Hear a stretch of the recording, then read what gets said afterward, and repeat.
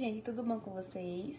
Bom, meu grupo ficou para falar sobre a imunodeficiência secundária, que também é conhecida por imunodeficiência adquirida. Meu grupo engloba eu, Ana Paula, Tatiane Marcolino, Antônio Fernando, Bárbara e Ana Clara. A imunodeficiência é a incapacidade ou inabilidade do nosso sistema imune responder a determinados tipos de doenças e agentes de malignidade. A imunodeficiência secundária, também conhecida como imunodeficiência adquirida, apresenta multicausalidade. Dentre estas, eu posso falar que os fatores ambientais contribuem para o surgimento das doenças, o envelhecimento intrínseco também pode ser um fator, doenças pré-existentes, como o diabetes, infecções virais, entre elas o HIV, a malária, o sarampo, a hanseníase. Além disso, quadros de desnutrição os quadros de desnutrição são os fatores que predispõem também ao surgimento da doença. Além disso, fatores como imunossupressão são bastante discutidos durante a patogenia desse acometimento, visto que a introdução de fármacos citotóxicos, corticosteroides e, além disso, tratamentos com radioterapia contribuem para o desencadeamento da doença. Foi visto também que pacientes que apresentam doenças graves, como aqueles que estão em terapia em processos de câncer, como também câncer de medula óssea e câncer de células sanguíneas, eles apresentam maior predisposição para o desenvolvimento dessa doença. Como também eu posso dizer que a ausência, a escassez no nosso organismo de ferro, selênio e zinco também podem ser fatores que podem determinar uma condição patogênica. E também a imunodeficiência vai ser marcada por a supressão e a ausência e a deficiência de inúmeras células importantes no nosso organismo do sistema imune. Dentre elas, vai afetar o funcionamento de algumas interleucinas, dos linfócitos e também de outras células que são fundamentais para o bom funcionamento do nosso estado geral. Vou falar um pouquinho sobre a síndrome da imunodeficiência adquirida, que é popularmente conhecido como AIDS. O AIDS, em 2008, matou 25 milhões de pessoas. Fui procurar sobre dados recentes e vi que em 2017, cerca de 940 mil pessoas morreram em decorrência dessa doença e houve 1,8 milhões de pessoas infectadas só no ano de 2017.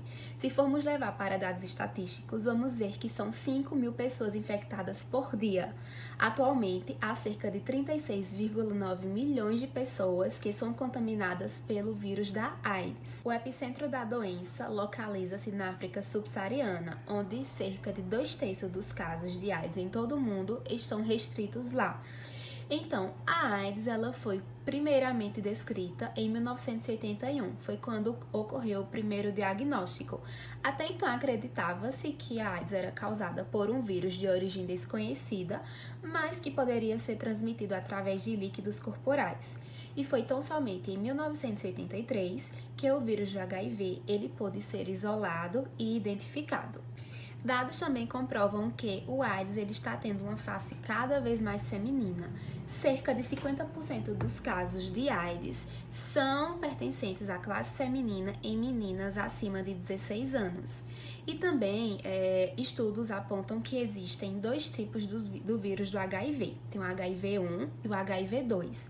O HIV-2 ele é menos virulento, mas ele se difere do HIV-1 em termos de origem e em termos também genômicos em relação à distribuição molecular. O HIV-1 ele teve origem na África e logo com pouco tempo ele se disseminou por todo o mundo, enquanto que o HIV-2 ele é mais presente no oeste da África. Dados comprovam que a AIDS é uma evolução do vírus da imunodeficiência símia, conhecido como CIV. Como, por exemplo, o HIV-1 ele vai ser uma evolução do vírus CIV de um tipo CPZ, que possivelmente ele deu origem ao HIV do tipo 1. Além disso, o HIV do tipo 1 ele é dividido em 4 grupos: grupo M, grupo N, grupo O e grupo P. Mas foi o tipo de HIV-1 do tipo M que se disseminou por todo o mundo e é o tipo que mais atinge a população. Esse tipo de HIV-M ainda pode ser subdividido em 8 categorias, que estas vão de categoria A até categoria K, é uma subclassificação. Enquanto que o HIV do tipo 2, ele se subdivide em 8 tipos, mas ele não é tão presente no cotidiano e dessa forma ele é pouco discutido. E também se observa que o HIV ele foi primeiramente descrito em chimpanzés e cada tipo de HIV ele tem uma zoonose diferente. Acreditou-se que a rápida disseminação do vírus ocorreu por alguns fatores, devido a questões socioeconômicas, questões sociais e questões comportamentais, em que as pessoas, com a evolução, começaram a adquirir também menores hábitos de higiene e também de acordo com as relações sexuais desprotegidas. O HIV, a partir do momento em que uma pessoa é infectada, de imediato ele já não vai evoluir para um problema de AIDS. Depende muito da condição do sistema imune de cada pessoa e vale lembrar também que a janela terapêutica varia em torno de 30 dias. Também é importante lembrar que o HIV ele vai afetar principalmente as células T do tipo CD4. Bom, pessoal, vou falar um pouquinho para vocês sobre a evolução clínica da doença, da infecção AIDS. E basicamente tudo se inicia quando o indivíduo ele entra em contato com fluidos corpóreos de um indivíduo contaminado pelo vírus do HIV. O vírus do HIV ele pode ser encontrado em suas partículas virais livres e células infectadas do sêmen, fluidos vaginais e do leite materno. Existem alguns meios de transmissão desse vírus e hoje o mais comum é pelo ato sexual sem o uso de preservativos. Também pode ser transmitido pelo compartilhamento de pérfuros e cortantes, por exemplo, indivíduos que fazem uso de droga intravenoso, que compartilham esse material com outras pessoas. O vírus também ele pode ser transmitido de mãe para o filho, durante o período gestacional, o parto e até mesmo a amamentação. Por isso é importante a mãe fazer todo o acompanhamento médico necessário para uma gestante, para poder dar essa segurança ao filho, porque algumas mães que não fazem esse acompanhamento, elas podem ser portadoras do vírus HIV e podem acabar transmitindo para o filho sem saber disso. Na África, 25% da transmissão pelo HIV ela é perinatal e essa transmissão ela pode ser significativamente reduzida com a terapia antirretroviral materna. De 2 a 8 semanas, 80% das pessoas infectadas elas passam por uma viremia aguda. E essa viremia aguda ela apresenta sintomas bem semelhantes a de uma gripe. O indivíduo ele pode apresentar febre alta, dores de garganta, cefaleia e inchaço nos linfonodos. Esse quadro ele é denominado uma síndrome retroviral aguda e os seus sintomas são cessados espontaneamente de 1 a 4 semanas. No início dessa fase aguda, é como que acontecesse uma explosão de replicação desses vírus em células TCD4 intestinais e uma redução das TCD4 circulante. Então, o indivíduo ele começa a ter uma resposta dos seus linfócitos TCD8 HIV específicos para que aconteça a apoptose dessas células infectadas, seguindo de uma produção de anticorpo de HIV específico. Por isso que os TCD8 eles são tão importantes nessa fase inicial, porque eles vão ter esse poder de tentar matar essas células infectadas.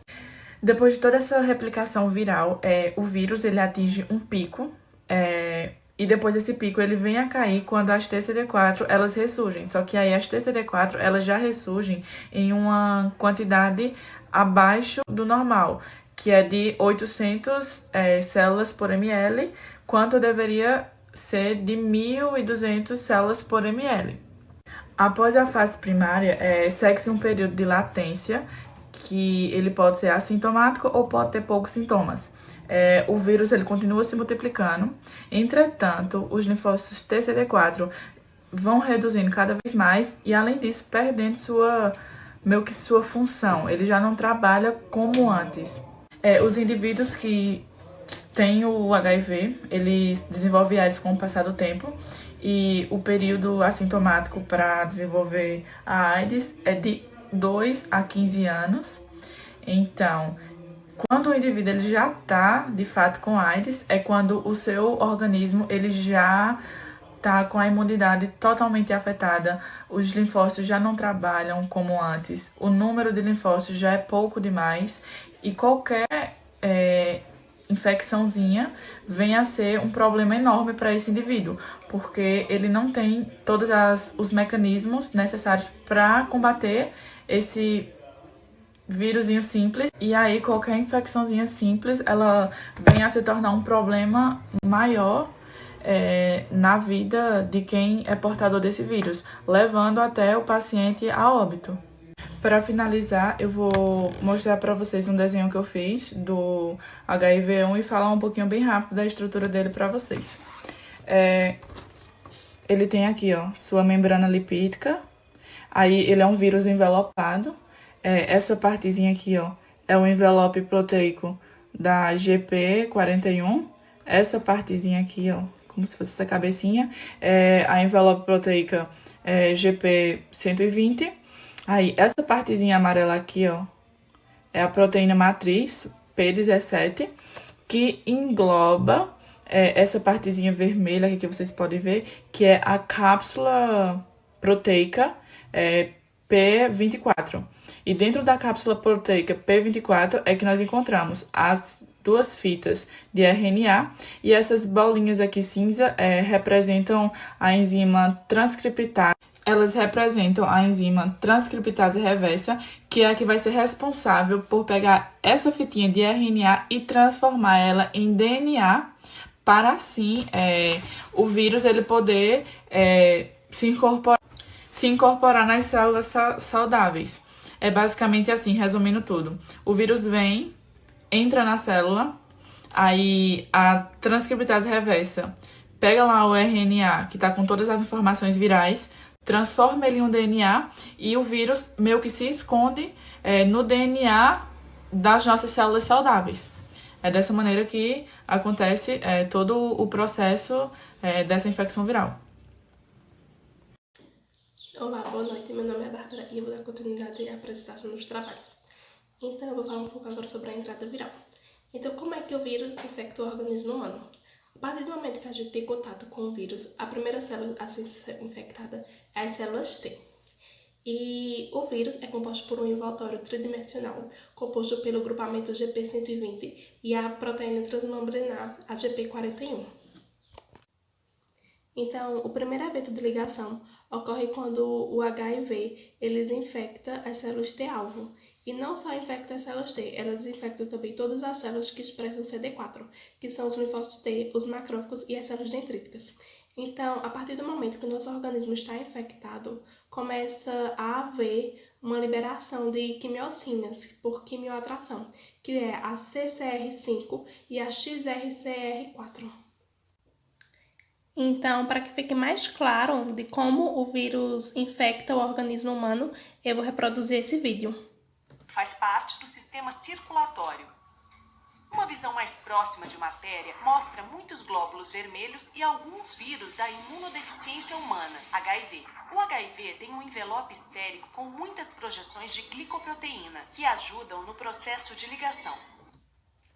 Então, aqui a gente já consegue observar os trímeros formados de glicoproteína e o vírus dentro do organismo humano. Ele apresenta uma bicamada lipoproteica, citoplasma e um núcleo capsídeo. O núcleo consiste em fitas de RNA e enzimas. O HIV é o agente causador da síndrome da imunodeficiência adquirida, AIDS. Quando o HIV se desloca pela corrente sanguínea, entra em contato com células T, TH. Então, a partir do momento que o vírus já está contaminando o nosso organismo, a gente consegue observar que ele vai logo em busca das células T, que é as células que eles têm mais afinidade. Auxiliares. Olhando de... E também não só ela, né? As células dendríticas, os macrófagos.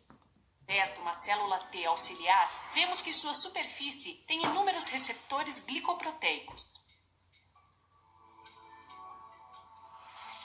Há dois tipos desses receptores, o receptor CD4 e o correceptor ou receptor secundário, chamado receptor CCR5. Os receptores CD4 se fixam às proteínas flexíveis. Então, o CD4 vai se ligar aqui à glicoproteína, o GP120, e logo depois o vírus entrará dentro da célula. Da superfície do HIV e as encaixam no correceptor. Essa ligação leva à fusão do vírus com a membrana e assim o vírus infecta a célula TH. Tal infecção faz... Então, a partir do momento que o vírus já está dentro da célula, vai começar a ocorrer o evento da transcrição, depois em seguida a replicação, o brotamento e entre outros. Então, a partir do momento que o nosso organismo já está infectado com o vírus, começa a ocorrer a transcrição viral, que ocorre da seguinte maneira. O RNA bifilamentar converte o genoma do RNA em cDNA bifilamentar do genoma viral. E também, então, após a transcrição reversa, o vírus vai continuar tendo as mesmas características, exceto pela substituição do cDNA recém-sintetizado. Então, a interação que ocorre entre o cDNA e esses linfócitos T e algumas proteínas também existentes no linfócito T, surge o provírus, que ele serve como um molde para replicação e para transcrição. Bom, então, nessa imagem aqui, a gente consegue observar todas as etapas sofridas quando o vírus infecta o organismo humano. Então, aqui a gente consegue observar a ligação realizada entre a glicoproteína, o GP, com o receptor CD4, a fim de entrar dentro da célula humana. Então, nesse segundo momento aqui, a gente consegue já observar um momento de transcrição, que é um momento onde as fitas de RNA existentes no vírus irão se transformar em fitas de DNA para formar o provírus. Então, no momento da formação do provírus, na replicação, ele irá se juntar a algumas proteínas, e entre elas a proteína P6, que ela irá se ligar ao provírus a fim de formar o core viral. Então, quando esse core viral está formado, ele migra para a membrana plasmática a fim de realizar brotamentos. Então, nesse momento aqui, que ele irá gerar um novo vírus, o vírus sempre irá ficar dentro da célula infectante. Porque o vírus não é um vírus que se encontra de forma livre na corrente sanguínea. Então, sempre irá fazer esse ciclo nas células infectadas. Vou falar um pouco sobre a terapia do HIV-1. Nos últimos anos, houve grande avanço na contenção da replicação viral e na desaceleração ou bloqueio do avanço para a AIDS. Existem muitos fármacos novos, onde muitas etapas do ciclo vital do vírus são alvo em potencial para esses fármacos. Atualmente, está em uso clínico 5 classes de fármacos voltadas para 4 etapas. A primeira classe de antirretrovirais oferecida foi a dos inibidores da transcrição reversa, do nucleotídeo e nucleosídeo. Esses análogos de nucleotídeo e nucleosídeo são incorporados ao filamento em crescimento do DNA viral, levando ao término da cadeia e à produção de vírus não infeccioso. A transcrição reversa também pode ser inibida por uma segunda classe de fármacos, que se ligam de modo alostérico a um local distante do sítio de ligação do substrato. Em vista do desenvolvimento relativamente rápido de resistência farmacológica contra o HIV, usados sozinhos, a inibição eficaz do HIV requer uma terapia de associação. A terapia antirretroviral costuma exigir a administração de associação de fármacos que operam por diferentes mecanismos. Nas 2 primeiras semanas de tratamento, a carga viral plasmática cai muito rápido, refletindo a inibição da produção de vírus pelas células infectadas e a rápida eliminação de vírus livres na circulação. Ao fim de 2 semanas, os níveis plasmáticos do vírus caem em mais de 95%, significando perda quase completa das células TCD4 infectadas. Há um aumento no número de células TCD4 saudáveis no sangue periférico quando a replicação e infecção do vírus são controladas. Esse aumento ocorre devido à redistribuição de células de memória CD4 nos tecidos linfóides para a circulação. Ocorre também pela redução da ativação imune associada à distribuição de células TCDS+, por células infectadas e pelo surgimento de novas células T virgens no time. Agora eu vou falar um pouco sobre as vacinas contra o HIV. O método mais eficaz contra o HIV seria uma vacina, uma vacina eficiente. Porém, o desenvolvimento de uma vacina ainda tem obstáculos relacionados à variabilidade do vírus, a natureza das espículas do seu envoltório e a sua capacidade de se integrar ao cromossomo do hospedeiro. A maioria das vacinas virais parecem ser eficazes porque estimulam a infecção natural e produzem respostas de anticorpos neutralizantes. Os plasmócitos de longa duração da medula óssea secretam anticorpos neutralizantes, que são encontrados no soro e podem inativar partículas virais. Ao contato com o vírus, células B de memória induzidas pela vacina secretam anticorpos neutralizantes, que no caso, esses anticorpos protegem contra o HIV. É necessário que esses anticorpos sejam ativados contra um amplo espectro de variantes do HIV. Esses anticorpos neutralizantes amplos, eles existem, porém ainda não foram encontrados e nem desenvolvidos imunógenos que sejam capazes de estimulá-los. Na infecção natural, encontra-se apenas anticorpos específicos, que quando alcançam um limiar crítico, surge um vírus resistente. Na ausência da estimulação desses anticorpos neutralizantes amplos, voltou-se uma pesquisa para respostas imunes celulares contra o HIV. Se for possível produzir uma resposta imune muito potente de células T, a resposta pode reduzir danos das células TCD4+, após a infecção primária e reduzir o ponto de equilíbrio viral. Foram realizados ensaios de vacinas contra o HIV, nos principais foi descrito como vacinas de anticorpos, pois esperava que se produzissem respostas de anticorpos.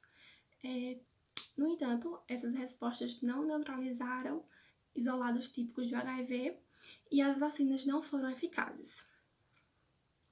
Outros testes têm sido realizados recentemente, mas ainda não existe eficácia comprovada contra o vírus do HIV. Então, pode-se concluir que um dos principais desafios da medicina é encontrar uma vacina eficaz contra o HIV, pois é necessário que se encontrem imunógenos que produzam, que estimulem os anticorpos neutralizantes amplos e que também produzam resposta celular imune.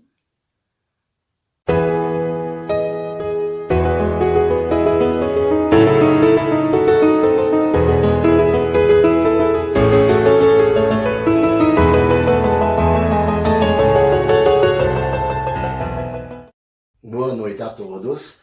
A parte que ficou para me apresentar para vocês foi imunodeficiência secundária, transmissão vaginal de HIV e estágios iniciais de infecção. Vou começar falando para vocês como é adquirida, como e por quem o HIV é adquirido. Atualmente, a maioria das infecções pelo HIV é adquirida por transmissão heterossexual, na maioria das vezes por mulheres mediante relação sexual vaginal, Por isso, o foco nos estudos foi em saber como essa transmissão ocorria. O modelo CIV-macaco. O modelo CIV-macaco foi muito importante nessa área.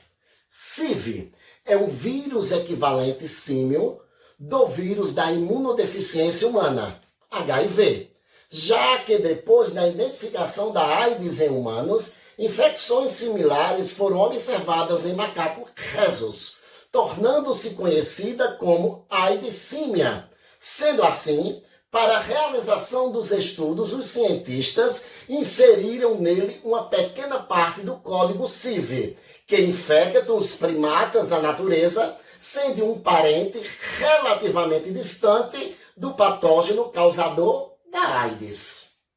Mecanismo de ação. O primeiro obstáculo encontrado pelo vírus é a barreira mucosa, que a barreira mucosa estando danificada, ela irá facilitar a passagem do mesmo. Doenças genitais ulcerativas, vaginose bacteriana ou o uso de alguns microbicidas podem causar dano a essa barreira. Barreira mucosa. É a barreira composta por um tipo de epitélio celular que reveste o canal vaginal.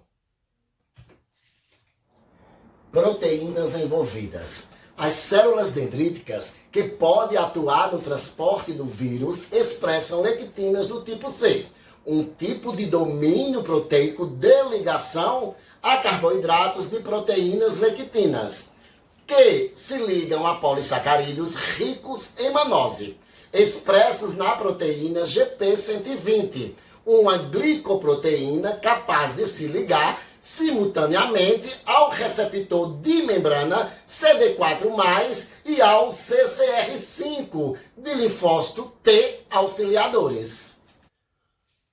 Qual a diferença do HIV-1 para o HIV-2? Os dois têm a mesma ação no organismo humano, mas o HIV-2 produz menos partículas virais que o HIV-1. Tempo. Então, em um período que varia de um dia a uma semana, o vírus chega ao tecido linfóide, uma rica fonte de células TCD4+ ativadas, facilitando a proliferação no organismo. Um tecido essencial é a lâmina própria intestinal, que é rica em glândulas tubulosas e apresenta intensa vascularização. Bom, pessoal, agora eu vou explicar um pouco das imagens a seguir. Esta primeira imagem, ela mostra a sequência de eventos que ocorre com o vírus HIV, desde a sua entrada até o aumento da sua carga viral.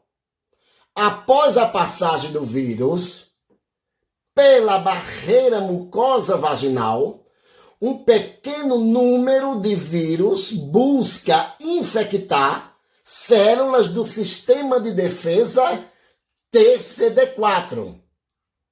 Os linfonodos são pequenos órgãos ligados ao sistema linfático que fazem parte do sistema de proteção.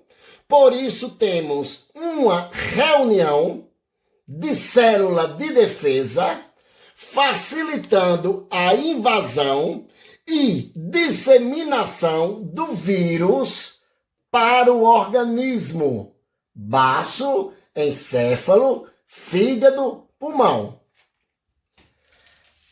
Esta outra imagem aqui é uma imagem de uma célula que, após invadida e utilizada para a multiplicação do vírus, além de invadida, ela é utilizada para a multiplicação do vírus, sofre rompimento, liberando mais partículas virais.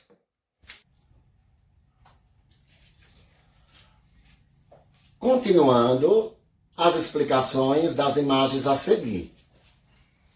Nessa imagem aqui, diferenciação dos linfócitos TCD4. ela nos mostra as células que podem ser originadas a partir das células dendríticas. Tudo vai depender do tipo de mediadores químicos que provocará a diferenciação, as células diferenciadas. Aqui nós vamos ver uma imagem real de uma célula infectada com o vírus HIV. Nesta outra, a gente vê o mecanismo pelo qual o vírus utiliza para infectar os linfócitos TCD4. Após a ligação por meio de proteínas, o material genético do vírus, ele é implantado na célula que recebe a informação para produzir mais partículas virais. Agora eu vou passar para vocês algumas curiosidades. A glicoproteína 120, ela está presente na camada mais externa do retrovírus do tipo VIH, vírus da imunodeficiência humana. E é graças a esta proteína que o vírus é capaz de fundir a membrana, a da célula T, iniciando a sequência de contaminação.